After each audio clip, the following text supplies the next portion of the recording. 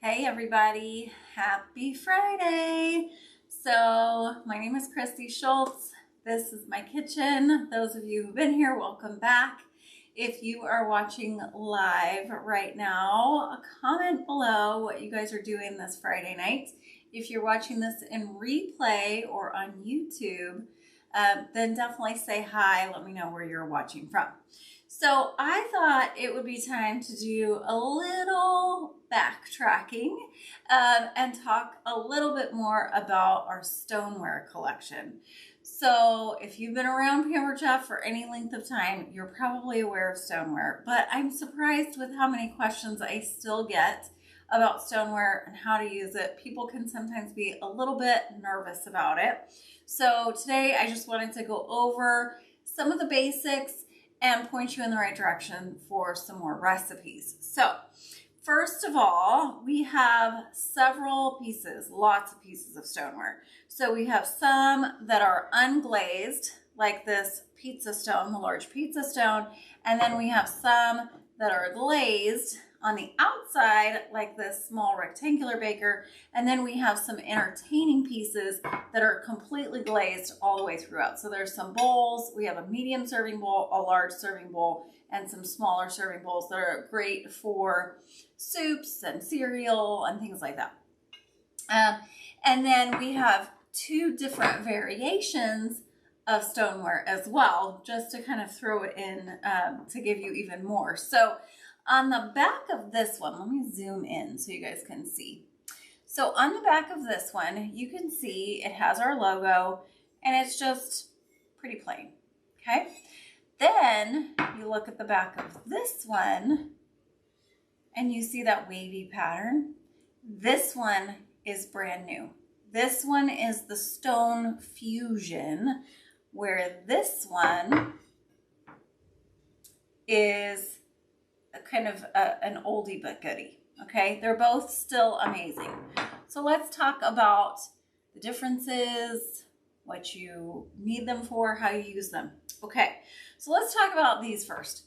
So we also have some of these still in an unglazed, but these that have kind of this older bottom, when you use them, these are heat safe in the oven to 450.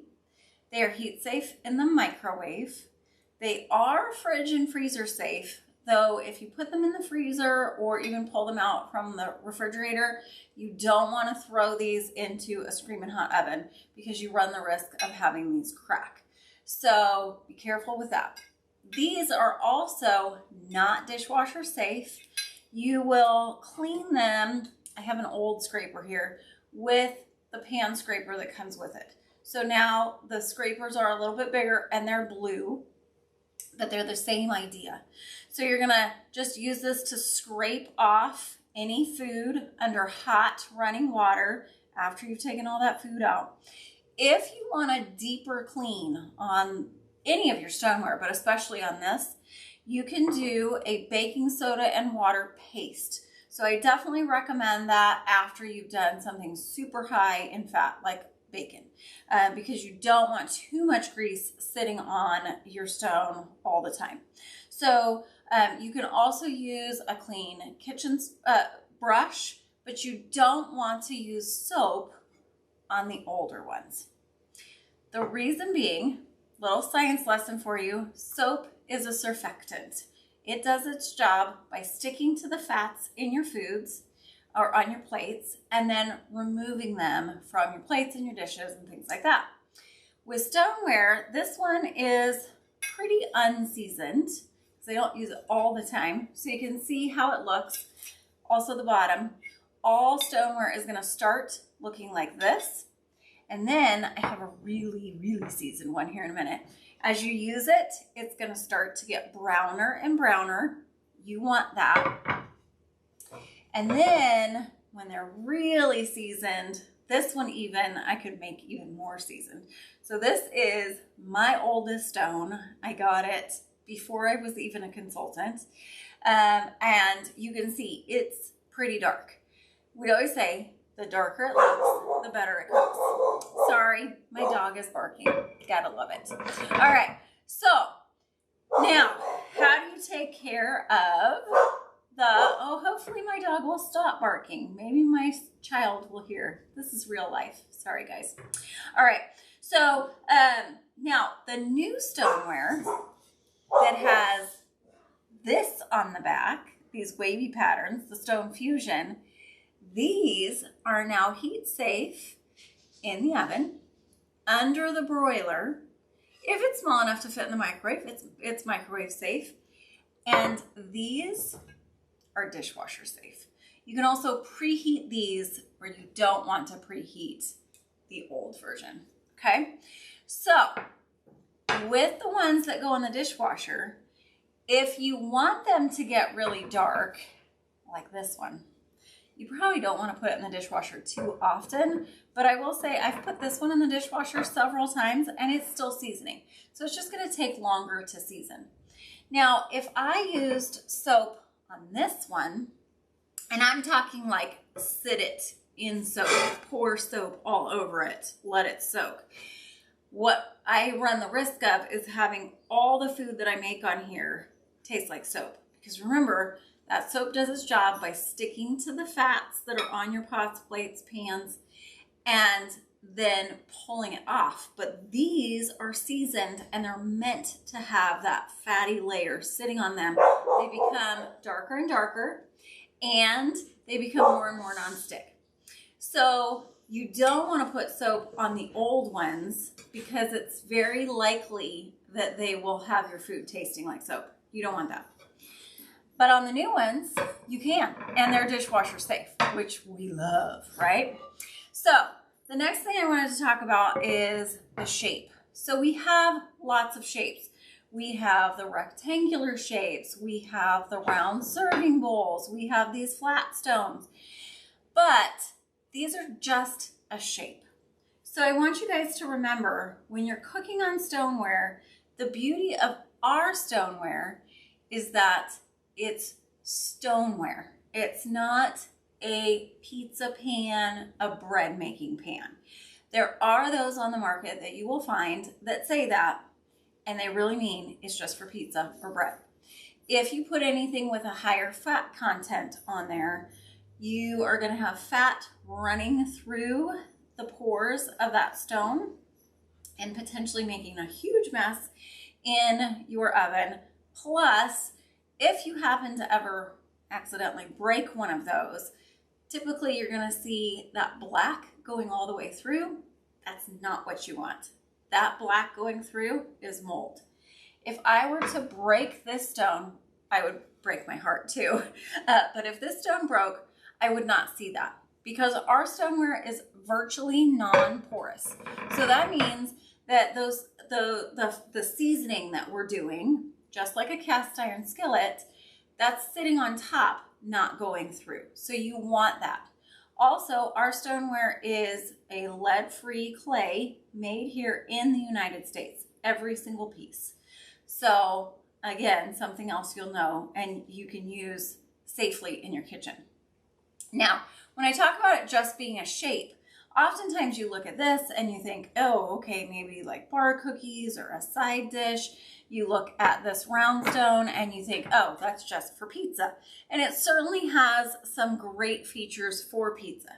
So this new one, the Stone Fusion, can be preheated so that you do get those really delicious crispy crusts on your pizza and soft insides. And this one has, I think you can see this in the camera, it has a little lip in the back. Let me see if I can tip it that way. There we go. You can see it. So that lip is there so that when you put your pizza into the oven on a peel, it won't fall off the backside. So you want that. But this is not just for pizza. So I use my round stone, this black one, I use more for cookies than I ever used for pizza. Tonight, I'm going to use this for a pizza, but you can use it for dessert pizzas. I'm going to post that recipe in this Facebook group. If you're watching from YouTube, definitely check out the description and join my recipe Facebook group because I've got hundreds of recipes in there. So you can use it for cookies. You can use something with sides, maybe like our large bar pan, for bacon. So good for bacon. Bacon in the oven, you don't have to deal with splatter over. This one is great for cinnamon rolls, and it's small enough that this is safe in your air fryer. You can do chicken breasts on here. You can do fish on here. You can do appetizers on this. Now, if you're doing something from frozen, one thing you should know about any piece of stoneware, I mentioned earlier that if you take it from a freezer or fridge and put it into a hot oven, you are likely to break it because these can be susceptible to thermal shock. So if you're cooking something that is frozen and dense, like a chicken breast, please make sure you're doing two things. Make sure that the piece of stoneware that you're using is sized appropriately for the amount of food that you're cooking. So let's say if I'm only doing one large chicken breast, I'm probably gonna wanna do it in a smaller pan like this. I would not wanna put one large chicken breast right in the middle of this that was frozen solid. Not only will it take a while to cook, but then this runs the risk of cracking.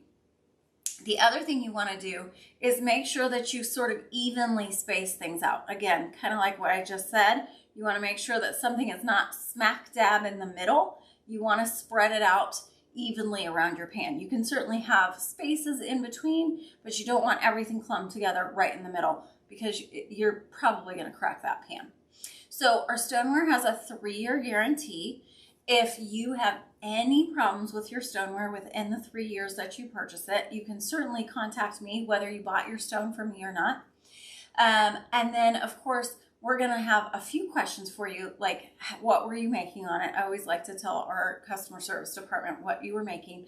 And I might just ask you a couple other questions. But if it's within 3 years, you can certainly get a new one.